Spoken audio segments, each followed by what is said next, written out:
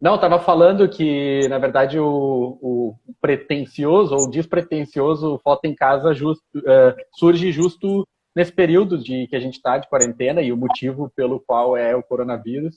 E aí que não teria como a gente, enfim, eu inventar uma programação de um festival de fotografia e não falar dessa pauta, que é a grande pauta do fotojornalismo mundial.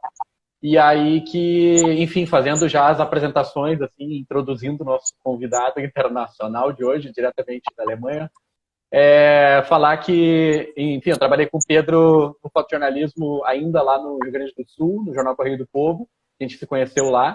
Então, né, dois fotojornalistas lá nos idos de 2011, nos fechamos lá no Correio do Povo.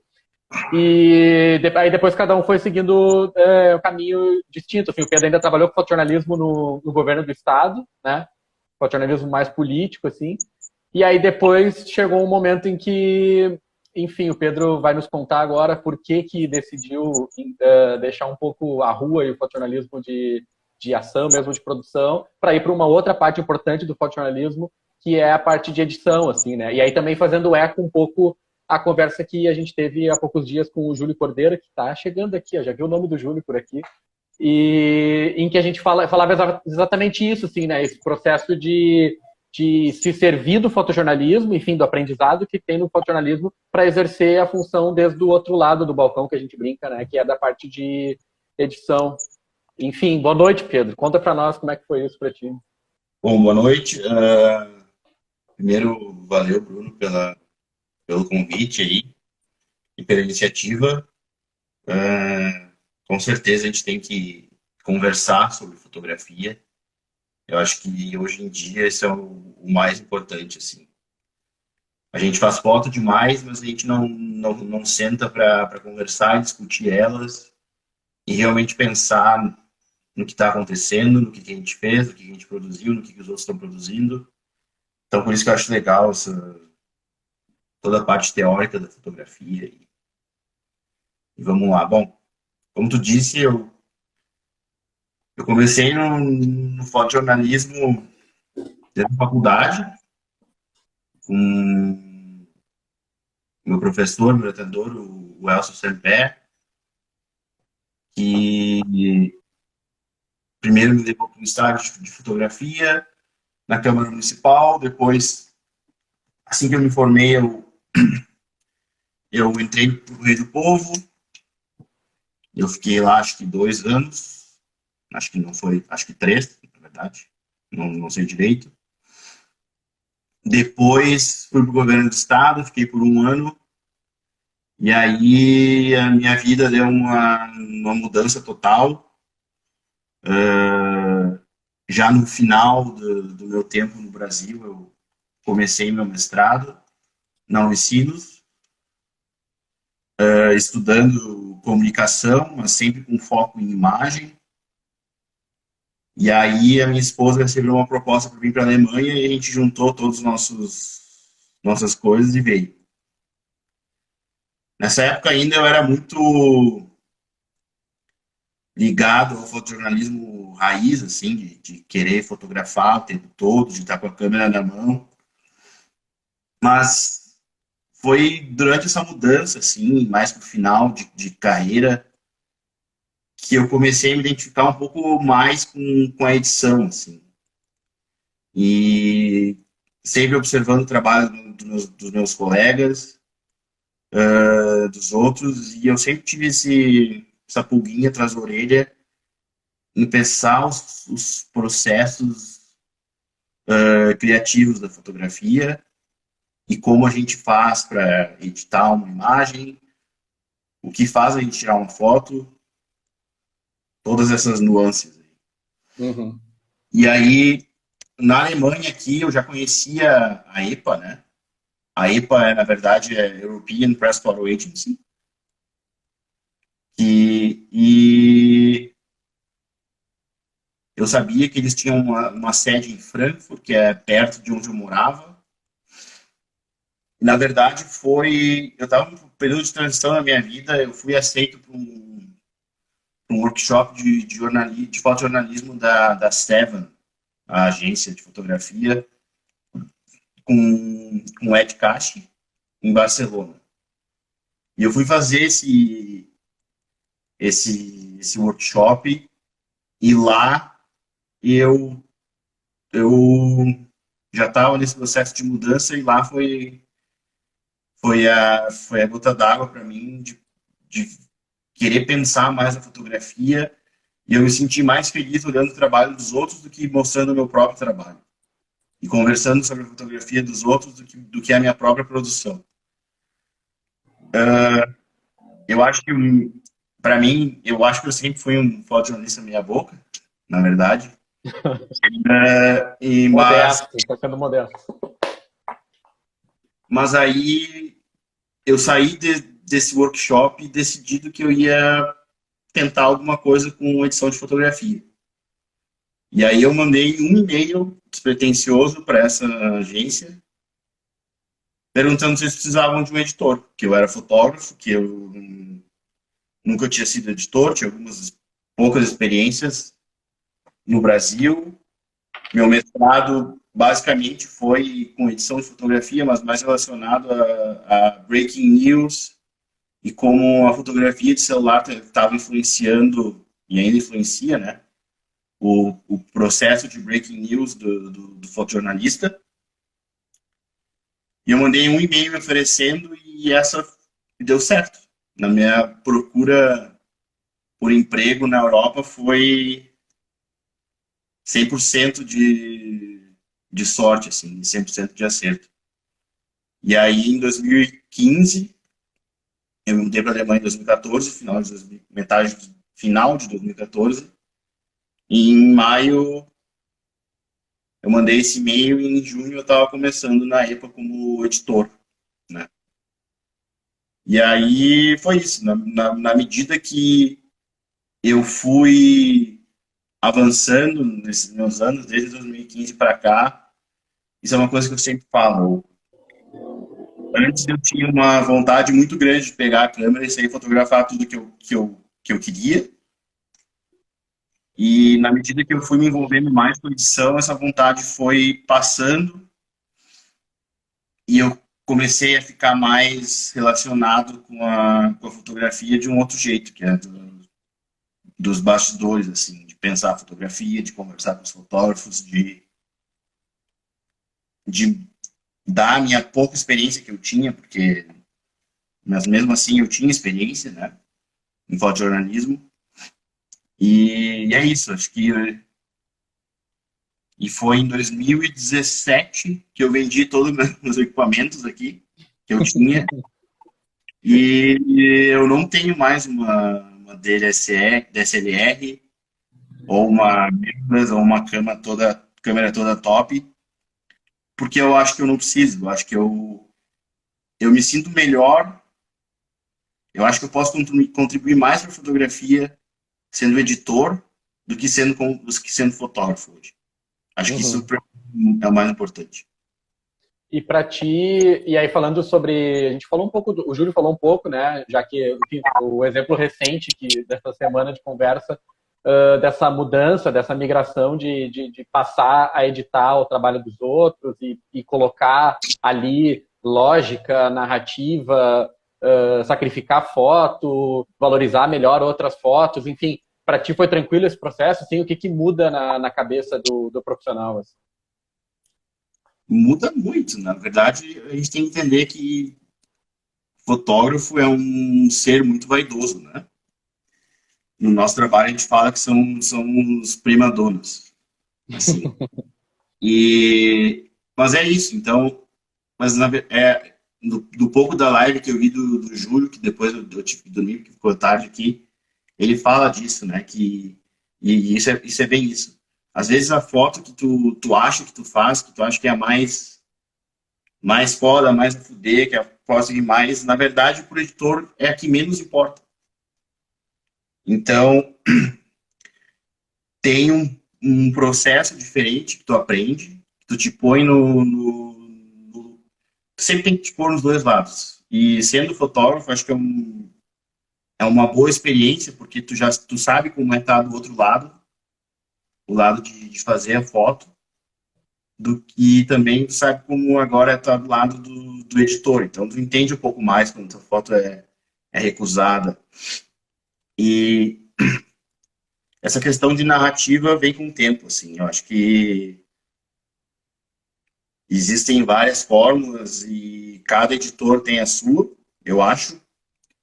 Mas é muito importante tentativa e erro. E eu acho que o mais importante, além disso, é conversar. E conversar com o fotógrafo, conversar com outros fotógrafos que não estão envolvidos com a pauta, conversar com os outros editores e, claro, colocar a tua própria experiência na edição e a tua própria impressão de identidade na edição, respeitando sempre a identidade do fotógrafo. Então, é um jogo muito de balanço, assim, tem que andar numa corda bamba, tem que conversar, e também com o tempo tu acaba ganhando confiança dos fotógrafos, né? Então, tipo, tem gente agora que simplesmente larga as fotos para mim e deixa eu editar, mas no início gostavam de acompanhar, então é um processo que demora tempo, que é uma construção. Eu acho que para ambos é uma construção de confiança e para mim eu acho que é extremamente prazeroso, assim. E, e tem que saber, uma coisa é bem séria, é se desprender de gostos e de fotos que tu acha que sim, e sempre encarar isso com a mente aberta, assim. Uhum. Sei que é fácil dizer agora sendo editor, mas também, como fotógrafo, também eu tenho certeza que eu não era tão mente aberta, assim, mas, mas é legal esse processo, assim, e vale a pena. Porque é bem isso, às vezes eu gosto de pensar que não existe imagem, foto, não existe foto boa ou ruim. Acho que existe uma foto que faz mais sucesso e uma foto que faz menos sucesso que as outras. E isso é um balanço de vários fatores que tu tem que considerar. Às vezes tem certas fotos que tu sabe que chamam mais atenção, mas pode ter uma baita luz, um baita de um contraste, mas tem zero informação. Uhum. Então, essa foto pode ficar um pouco mais esquecida dentro de um ensaio, assim. E Uhum. também é importante falar que o processo de editar numa agência de fotografia e num jornal é completamente diferente, né? Então, isso depois a gente pode expandir um Ah, pouco mais. isso que eu ia te perguntar, eu acho que antes a gente, e também para não se alongar muito, já que a gente prometeu que falaria de fotojornalismo em tempos de corona, mas eu acho que é importante antes também situar para quem está nos ouvindo, assim, desde onde tu fala, assim, né? O que que é a EPA, onde que ela está presente hoje, né? O que que é uma agência internacional do porte da EPA, o que que ela é? A EPA, ela foi fundada em 85, né? E basicamente começou aqui na Europa, como um pool de agências de países. Por exemplo, a AFP, que é a agência France Press, que é a agência da França oficial, é uma das fundadoras. A DPA, que é a agência oficial da Alemanha, também foi uma das fundadoras. Então, eles começaram nessa operação da Europa em 2000, se eu não me engano, foi 2000, 2001, eles iniciaram a operação global, assim. Então, hoje a EPA, a gente se considera a quarta ou quinta maior agência do mundo. Tá. A gente produz uma média de 2.000 fotos por dia. Antes do Corona era 2.000 fotos por dia. Agora no Corona a gente está em 2.600 fotos por dia. Aumentou a E produção. aumentou a produção, com certeza. Então a gente tem tudo. E a gente está no mundo todo, assim. Aí essas agências que são as acionistas da empresa, né? São elas que introduzem o dinheiro. A empresa é gerida aqui em Frankfurt, tem a base em Frankfurt, e nós temos escritórios no Cairo, nos Estados Unidos, em Washington, e em Bangkok, na Tailândia. E se tu ver o mapa aí que eu te mandei, assim, você pode botar. Vou botar ele aqui. Hoje a gente tem no nosso pool de fotógrafos, fotógrafos são staff fotógrafos, né, que eles falam, que são os fotógrafos com com o contrato da EPA. A gente tem mais de 100, entre 100 e 110, e contando todo mundo, com freelancers, com os shareholders, a gente tem, com certeza, mais de entre 200 e quase 300 fotógrafos por aí. Tá. No mundo. E vocês podem ver que a América Latina aí, e eu acho que por isso que a EPA não é tão conhecida no Brasil, né? Ou na América Latina, é porque todas essas fotos, todas as nossas fotos são acreditadas como F. Porque a agência F da Espanha, né? Ela é a nossa maior acionista e ela tem toda a operação da América Latina, incluindo o Brasil, é coordenada por eles, e a gente providencia o resto do mundo. Então, por isso que a EPA não é tão conhecida na América Latina, mas 95% das fotos que vocês verem com o crédito da F, que não seja na América Latina, pode ter certeza que é de algum fotógrafo da EPA ou de algum fotógrafo da nossa rede de imagens. Assim. Entendi. Pedro, hoje a gente estava preparando essa conversa e estava falando um pouco do... E aí, assim, agora entrando no caso específico, né, dessa cobertura e do fotojornalismo em tempos de coronavírus, de uma... Tu até propôs uma cronologia, assim, para a gente pensar como é que, enfim, isso chegou na EPA e, enfim, no mundo inteiro, e como é que foi sendo desenvolvido o trabalho dos fotógrafos a partir disso, assim, né? Então, o corona, ele começa a ser notado, né, no final do ano, para a virada de 2020, e ele começou a entrar no radar da nossa empresa, assim, lá pelo dia 10 de janeiro, assim. Então, lá pelo 10 de janeiro, a gente estava acompanhando as notícias, e a primeira foto relacionada que chegou do Covid-19, que na época era a pneumonia de Wuhan, que eles estavam falando, né? Foi o epicentro da pandemia. Foi essa primeira foto que chegou pra gente que foi tirada no dia 18 de janeiro. E aí começa, né? Então, e aí a gente pode ver como o corona e como essa crise tomou conta rápido, assim como tomou conta do mundo, tomou conta de todos os meios de notícia, né? E calculando, assim, no final de janeiro, já 30% de todo o nosso serviço era só imagens relacionadas ao corona. E aí, na metade de fevereiro, já era 50%. No final de fevereiro, 70%. Na metade de março, 85%. E a gente chega hoje variando entre 95% e 90% de todo o nosso serviço é dedicado ao assim como se espalhou essa doença, se espalhou também no núcleo bem da nossa fotografia, do nosso serviço, assim. Uhum.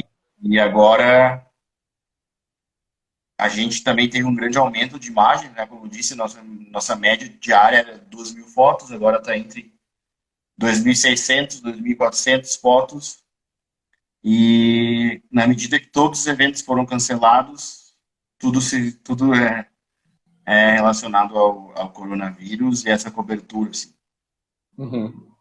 A gente separou, o Pedro fez a gentileza de nos separar algumas fotos aqui, editou algumas fotos para a gente ver, assim, enquanto, enfim, que estão sendo produzidas ao redor do mundo.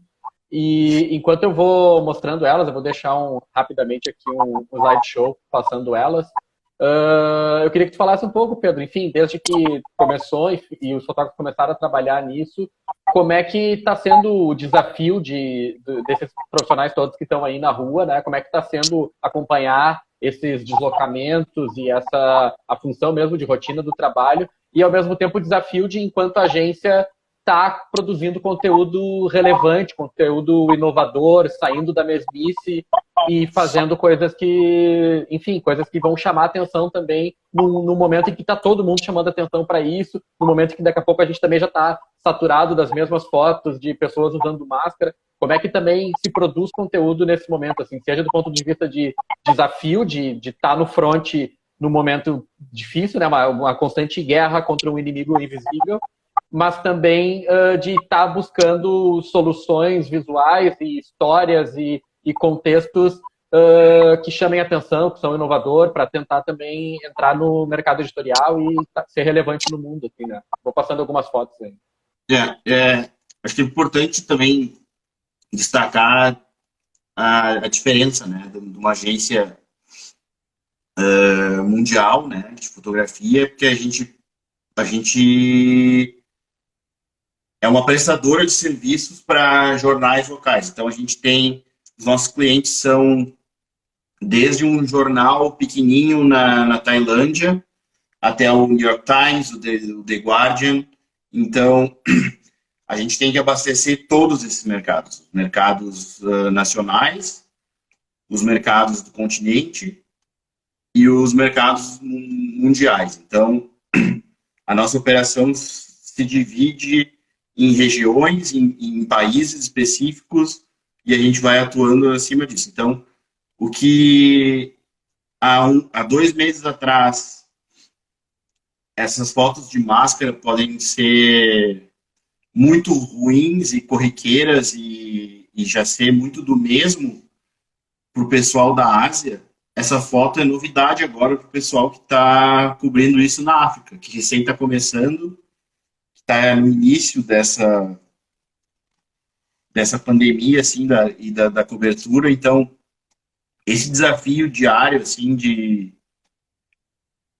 justamente manter o serviço vivo e manter o serviço diferenciado. Assim. Então, a gente tem que avaliar, assim como a onda do corona, da pandemia, a gente tem que avaliar por 3 vertentes, assim, a Ásia, a Europa e as Américas. Então, o que na Ásia, há 2 meses atrás, era muito máscara, agora agora é um momento de abertura dos lockdowns, né? Que eles fecharam todas as cidades. Então, hoje foi o dia que abriu Wuhan, que é onde começou toda a pandemia. Eles finalmente levantaram toda o cerco que eles montaram e trancaram todo mundo. Então, foi o primeiro dia que todas as pessoas foram liberadas para sair de casa. Então, tem esse aspecto de vida voltando ao normal na Ásia, mas, ao mesmo tempo, na Europa, agora tem um processo pesado de cobertura, que é os funerais, que é o pessoal dentro dos hospitais, e, ao mesmo tempo, tem que buscar ângulos diferentes, tem que buscar histórias diferentes, e aí é justamente que agora, e antes, desde o início, a gente começa a pensar em como abordar tudo isso, né? Então, uma coisa que a gente começou a fazer na nossa agência, começou a falar dos fotógrafos, claro, tem que ter cuidado, obviamente, mas chegar um pouco mais perto, buscar um ângulo mais pessoal, mostrar coisas que normalmente não iriam ser mostradas, por exemplo, fotos da própria família dentro da janela, brincando, ou se utilizar de grande angular, chegar bem perto, retratos, ou até mesmo se afastar bem. Então, ficar bem de trás, pegar uma teleobjetiva e, e utilizar bem esse recurso e também o recurso dos drones, assim. E, na verdade, a única coisa que a gente tem também, a única coisa que a gente tem para dizer para os fotógrafos é se cuidarem, né? E tentar evitar pessoal com máscaras na rua, porque isso vai ser parte da nossa realidade até o final do ano, né? A gente tem que tratar a máscara justamente como se fosse um ícone agora, um objeto, e tem que jogar. E na hora de fazer a fotografia, tem que jogar com esse objeto e justamente brincar com ele, assim. Então, buscar a diferença de luz, contraste de luz, buscar alguma coisa que seja buscar ângulos diferentes, ou seja, por um drone, ou seja, por uma grande angular bem perto. Isso que tu falou de grande angular, tem uma aqui em especial que tinha me chamado a atenção, essa daqui lá da Hungria, que é também um pouco isso, ilustra um pouco isso, assim, né? Umas novas formas de viver, assim, nos dias de hoje, assim, né? E essa bem íntima, bem grande angular, clássica, assim, né? Nesse sentido. Sim, exatamente. E, na verdade, isso depende muito do fotógrafo. A gente, como agência, a gente tem que filtrar muito isso, né? Então, a gente, no início dessa pandemia, a gente estava mais focado em mandar tudo que era, porque era uma coisa nova. Então, todas as fotos que a gente recebia, a gente mandava para o nosso serviço. Mas agora a gente chega num momento que os editores já viram tanto da mesma coisa que os próprios editores começam a separar o que... Não, isso aqui eu já vi, então eu vou deixar um pouco de lado. Não, isso aqui é novo, eu vou mandar para o serviço. Ah, isso aqui tem uma história legal. Por exemplo, tem essa história da Hungria, que o fotógrafo Zoltán Balog, que é muito bom, ele começou a entrar nas casas das pessoas. Ele simplesmente fez contato com elas, bateu no interfone e perguntou se ele podia fotografar o que eles estavam fazendo. Bah. E muitas pessoas disseram não, mas também muitas pessoas disseram sim. E aí, claro, ele se identifica, né? Ele mostra que não tem Covid, que não está infectado. E aí ele começa a entrar na casa das pessoas e começa a fotografar uma dançarina que tá sem trabalhar agora. E essa família também começou a fotografar um cabeleireiro que parou de fotografar, parou de trabalhar e começou a fazer tutoriais no YouTube para se manter ocupado, né? É esse que tem aqui, Pedro, comigo ou não? São essas que eu Esse tenho aqui, não. Deixa eu tem, mostrar aqui tem. esse daqui especial aqui que o Pedro está falando. O cara que achou um outro ramo na profissão dele de ficar fazendo videoaula, assim, né? Montou um estúdio lá. À medida que a própria população vai se mostrando criativa, é o trabalho do fotógrafo acompanhar isso, né? Então, o fotógrafo nada é mais do que mostrar o que está acontecendo. Então, a gente não pode, a gente até pode ficar dentro de casa e fotografar o nosso dentro e fora de casa, mas a grande maioria dos fotógrafos está na rua agora e desbravando e se aproveitando de todas as situações que esse mundo que a gente não conhecia, né, que é novo para todo mundo, está se desvendando. E eu acho que isso é um dos mais desafios, assim, é justamente se acostumar com algo que a gente não está acostumado, nunca vivenciou isso, e adaptar a fotografia e a sua própria fotografia a esse sentido. Então, seja que tu vai na rua e vai ver sei lá, a praia de Copacabana vazia, que tô vendo que não está tão vazia assim como teria que estar, mas todos esses aspectos, assim. Ou pode ser que agora o uso de drone pode estar mais liberado, porque na Europa ele é muito controlado. No Brasil eu sei que não é tanto. Justamente se aproveitar dessas situações que se abriram para o fotógrafo e para o jornalismo. E ir atrás dessas histórias pessoais e que são únicas, né? Porque, na Sim. verdade, justamente seguir o baile. E sobre isso, né, em especial, assim, nova forma da gente ver a vida, nova forma da gente aprender com tudo isso. E pensando fotograficamente, a gente estava falando detalhes também com relação especificamente aos drones, né?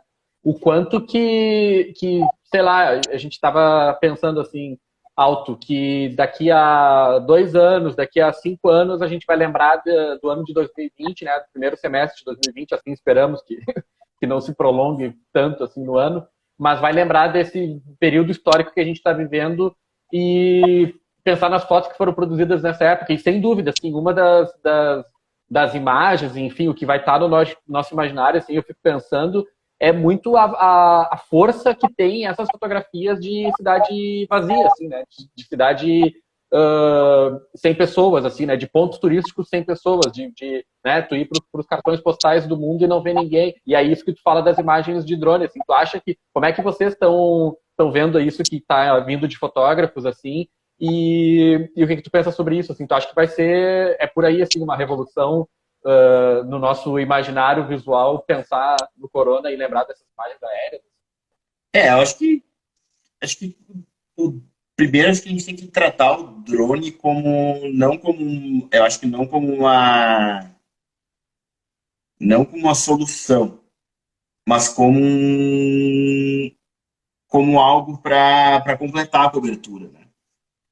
Então, o drone nunca, claro, se pode ter vários ensaios só com fotos feitas de drone, mas tu vai fazer uma cobertura diária, o drone é uma boa adição ao todo conjunto de fotos. Então, assim como a lente tilt shift, ou como uma super grande angular, ou com uma tele 400, justamente, tem que ter essa variação de usos de lentes e de ângulos, né? Eu acho que isso é uma coisa que faz um ensaio completo e uma cobertura completa. Dito isso, sem dúvida, acho que agora é a hora de se explorar ainda mais os drones. E simplesmente porque tem espaço, porque as pessoas estão mais em casa, então o drone pode não tanto incomodar ou atrapalhar as pessoas. A própria E, legislação também que fala sobre aglomerações nesse momento não tem, então também imagino que. exato, a lei aqui para drone na Europa varia muito de país em país. Então, toda vez que um fotógrafo pede para ter um drone, a gente analisa bem como é que é a legislação de alguns países que são um pouco mais difíceis. Por exemplo, a França, em centros urbanos, é completamente proibido de usar drone. Uhum.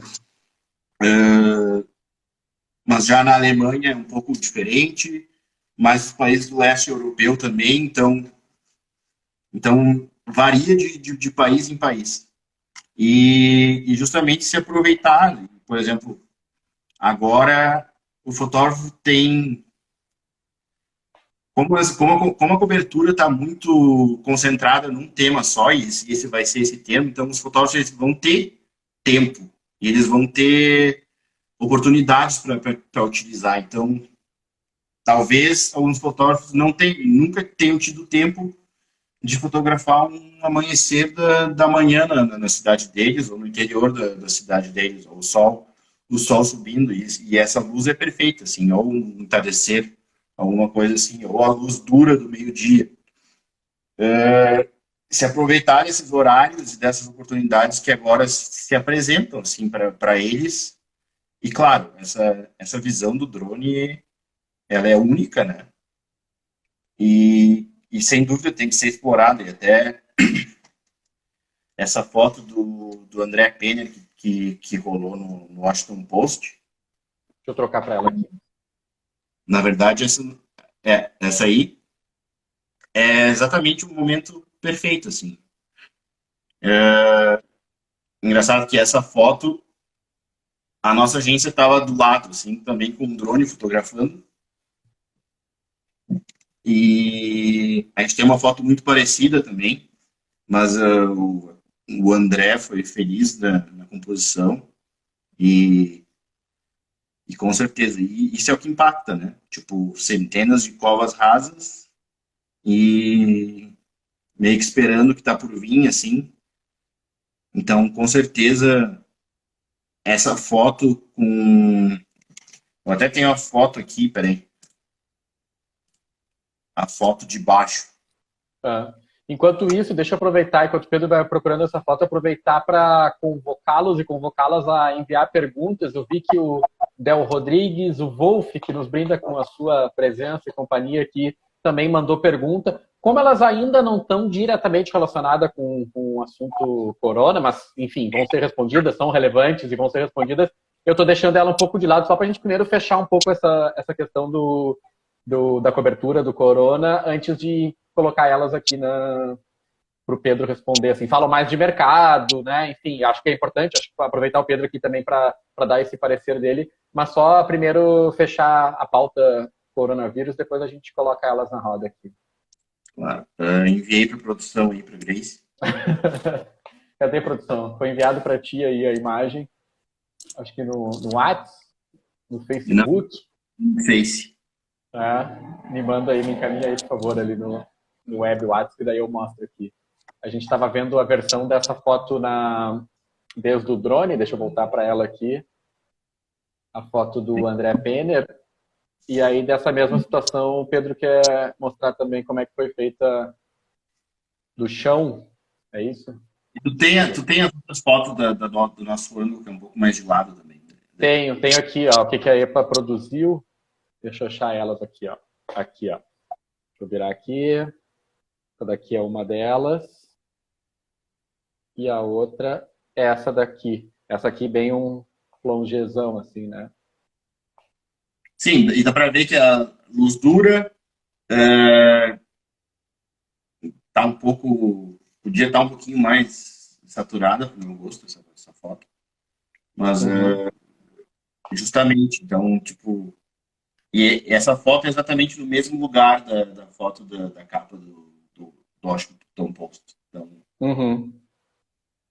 E aí aqui pensar ela do chão, assim, do que seria uma narrativa tal qual a gente estava acostumado até então, assim, né, o olhar.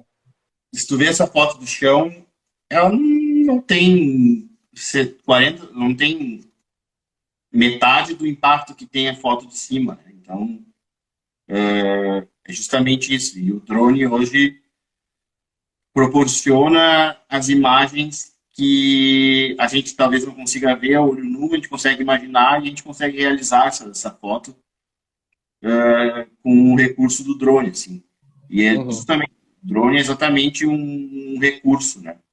Eu acho que tem que ter muito cuidado para não abusar dele, como todo outro recurso na fotografia, senão pode se tornar chato, enfadonho, até piegas algumas vezes, mas saber usar a maneira certa o drone, com certeza é um diferencial hoje que toda agência tem que ter, e eu acho que e também todo jornal, toda cobertura nesse tempo tem que ter. Sim. E Pedro, e a gente também estava falando um pouco antes, agora de tarde, preparando essa pauta dessa conversa, sobre ensaios específicos que fazem sentido nesse contexto, assim, né? O quanto que também esse contexto faz com que determinadas fotos, temas e ensaios ganhem uma repercussão e uma força maior do que em outros períodos, assim, né? Um bom exemplo disso, acho que, bom, falando um pouco da competição, né? Agora que, se você entrar eu vou te mandar um ensaio. Tem no The Guardian, saiu agora. A Reuters fez um ensaio muito simples, que é simplesmente pediu para os seus fotógrafos saírem para a rua ao meio-dia, botar um relógio no primeiro plano, mostrando a hora, e no segundo plano, mostrando as cidades vazias. Esse... A clássica foto do Kudelka, assim, fazendo menção a ela. Exatamente. Mas justamente essas diferenças, esse ensaio no dia normal e numa situação normal de cobertura, eu acho que ele nunca vingaria, assim. Talvez um pouco, mas com certeza o pessoal ia achar meio sem graça. Deixa eu achar um negócio.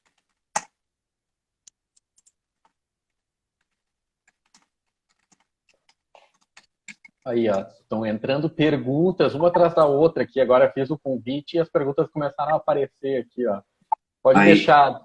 Estou guardando elas aqui para fazer daqui a pouquinho, abrir essa rodada de perguntas para o Pedro. Estou mandando para a produção. Manda, produção, manda aí. O bom é que tem uma equipe, entendeu? Vocês olham essa live aí e acham que é eu aqui sentado na minha casa. Que nada, tem uma equipe grande. Tá, claro, respeitando o distanciamento social, todo mundo aqui, cada um no seu canto e tal. Cadê? Então, vamos lá. É isso. Por mais simples que esse ensaio seja, ele tem um impacto, né? Porque ele mostra todas as grandes cidades do mundo vazias. E justamente por mais piegas seja esse relógio antigo ou algum outros ou simples como o celular, isso marca. Então, justamente, às vezes menos é mais, né? Na fotografia, acho que isso é muito importante, assim, menos é mais e se manter objetivo, sucinto no que a gente quer contar e justamente objetivo no que a gente quer. Lembrando que essas fotos não são da EPA, são da Reuters, então só para deixar.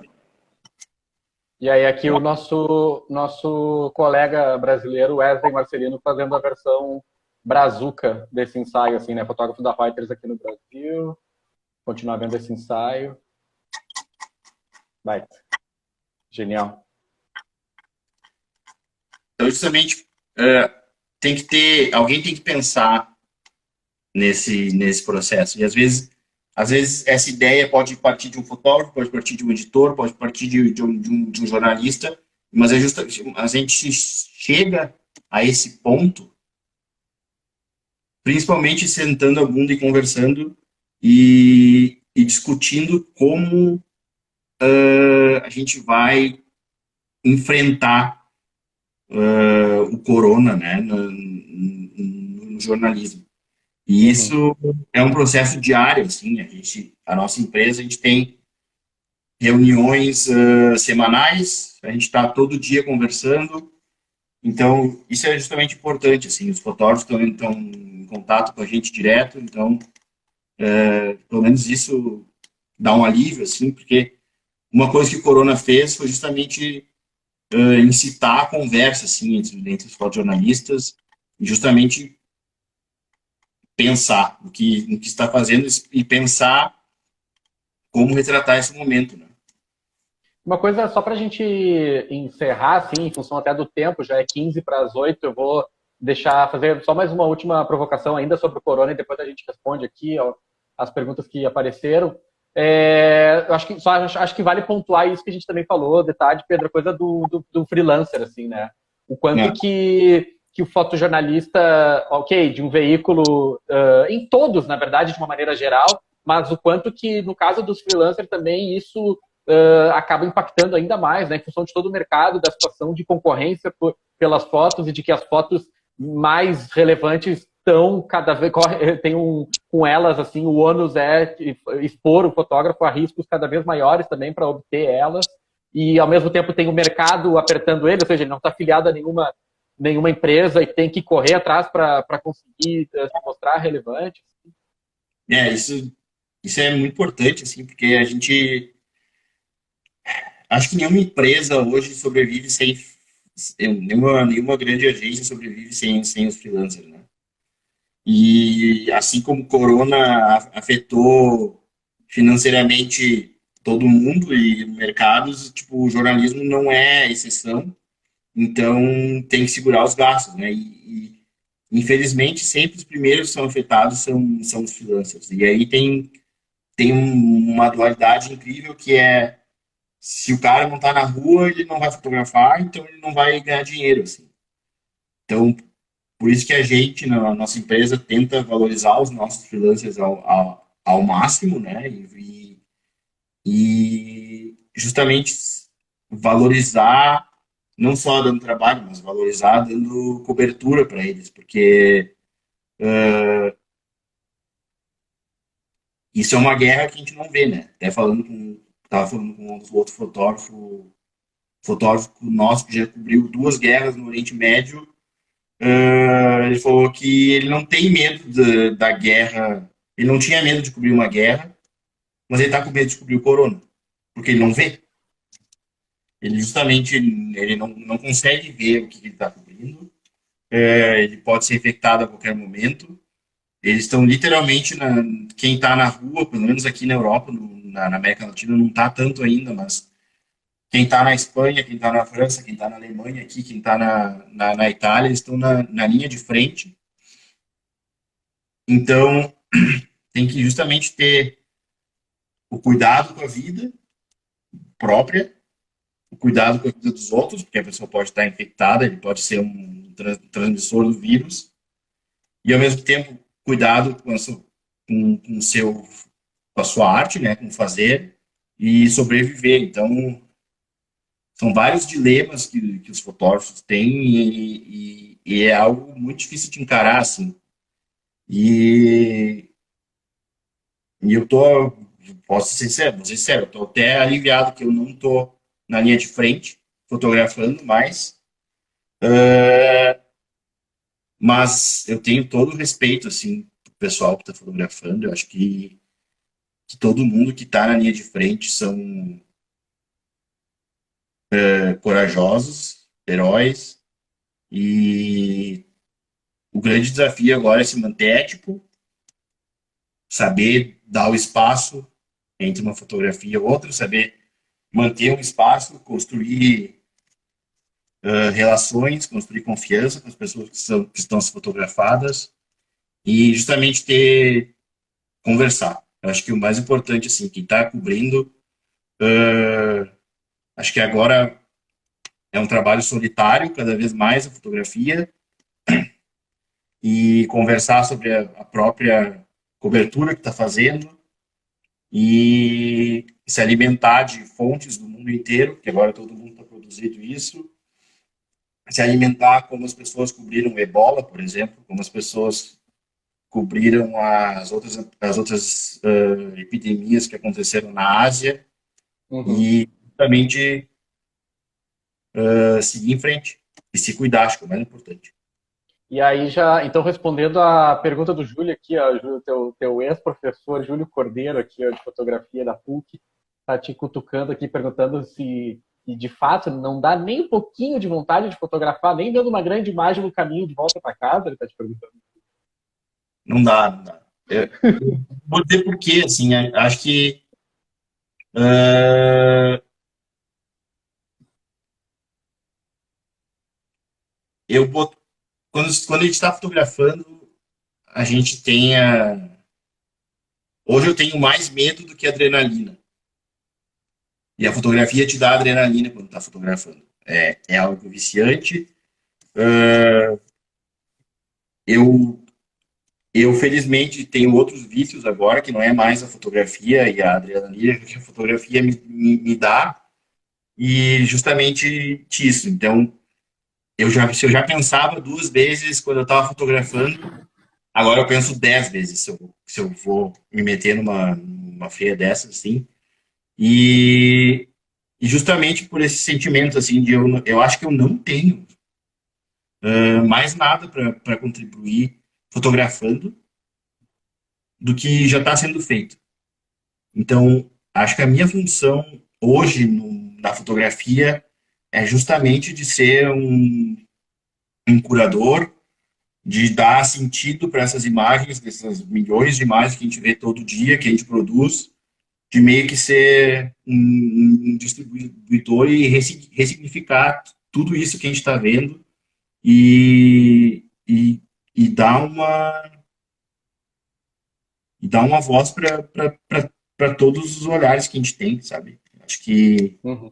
a fotografia é ampla, ela é universal e não interessa se é com um iPhone, se é com um TechPix ou se é com uma Canon Mark 10. Uhum. Imagem. E a gente tem que entender que toda imagem vale, toda imagem é uma informação, e a gente tem que saber ler essa informação e a gente tem que saber repassar essa informação. Então, acho que isso é importante. Assim. Uhum. E aí, então, indo já valorizando a profissão do editor de fotografia, indo em direção ao que pergunta o Wolfenbittel aqui para ti, que ele, infelizmente, lamenta, e eu faço eco e lamento junto contigo também, Wolf, que não tem mais editor de fotografia nos jornais brasileiros. Né? Os que ainda têm editores não são por formação fotógrafo ou ex-fotógrafo. Como é que tu vê isso, que questiona o Wolf? Eu não sou tão purista assim de achar que um editor de fotografia tem que ter sido fotógrafo ou não. Assim. Mas eu sou completamente contra em não ter editor de fotografia em portais, em grandes portais, em jornais, justamente por esse. Eu não acho que a imagem seja algo dispensável.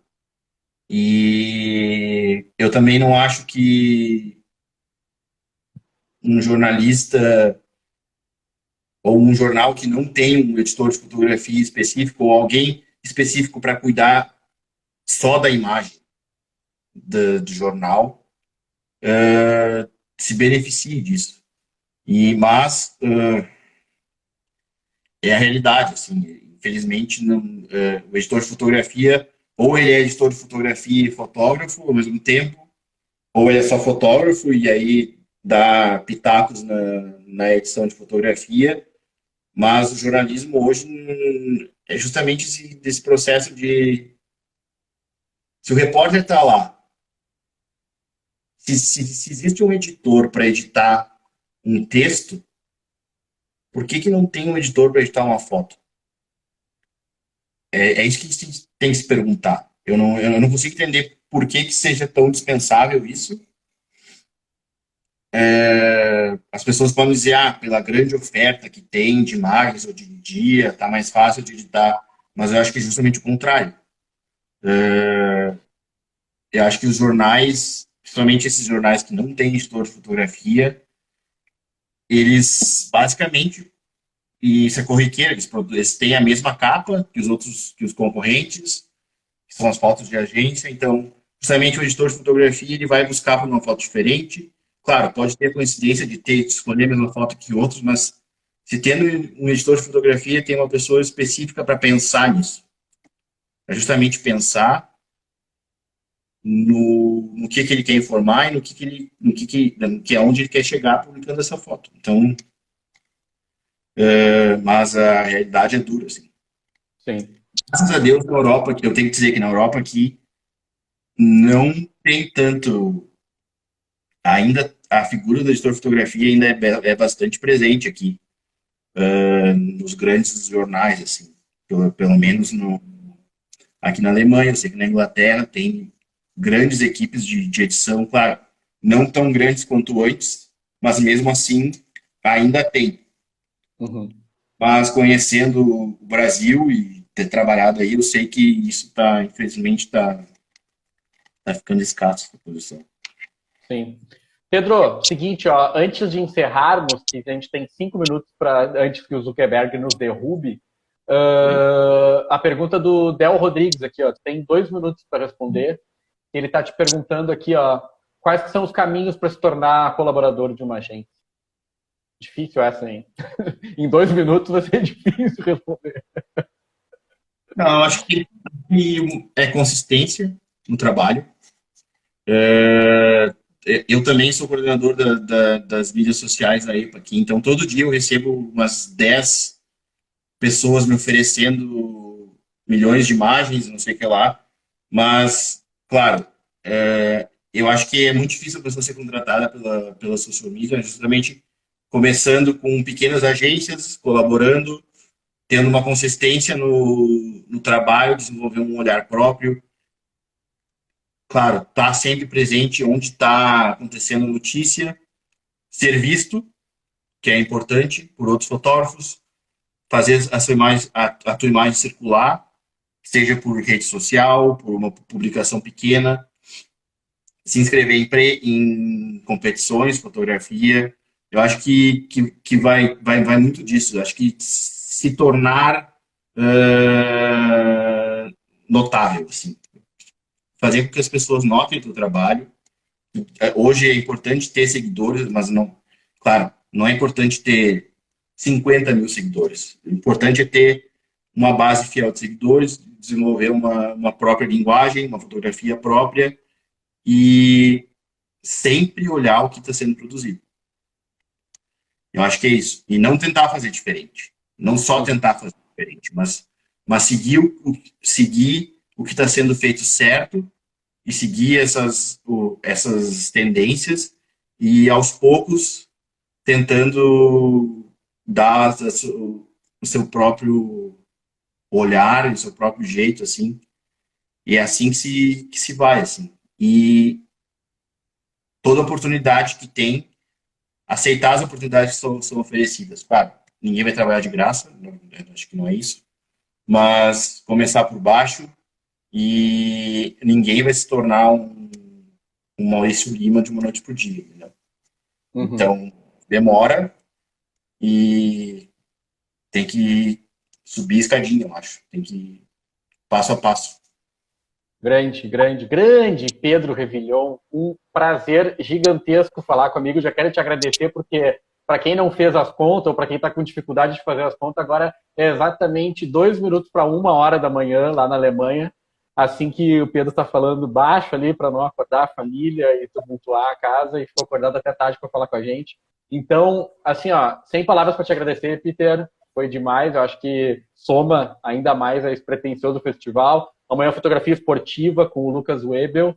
E assim seguimos com Foto em Casa até sábado. E depois a gente vê o que faz, não sei o que vou fazer. Ou seja, valeu, Pedro. Muito obrigado. Tchau. Até a próxima. Cuida aí.